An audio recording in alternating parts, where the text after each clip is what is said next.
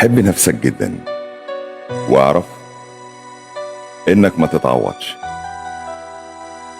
واعرف ان شكلك مميز، وصوتك وطريقة كلامك وكمان طريقة نقاشك. حب العقل والجنان اللي فيه، ولما بتقسى ولما بتكون حنين على اللي قدامك، وخلي ده ما يبقاش موضوع غرور، لا، ده يبقى عن اقتناع وثقة. انت لا قليل ولا رخيص في الحياة، انت غالي جدا وعزيز جدا واحلى مما تتخيل.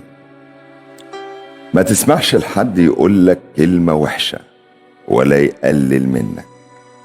ما تسمحش لحد يزرع جواك غير الورد الجميل اللي قلبك يستحق.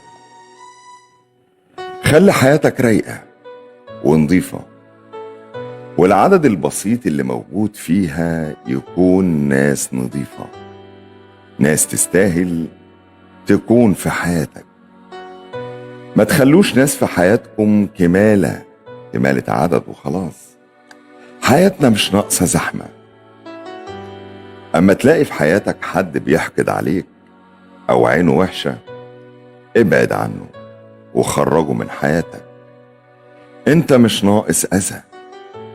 أما تلاقي في حياتك واحد كذاب ومنافق وكل كلامه كده، شيله من حياتك.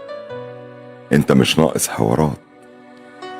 لما تلاقي واحد منفسن وبيكرهك، او واحد كل ما تحتاج ليه ما تلاقيهوش، مع انه بتكون انت جنبه وقت ما بيعوزك،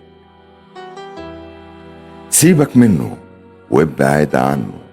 انت مش ناقص هموم وصحاب مزيفة، وكل الناس على نفس الشكل دي.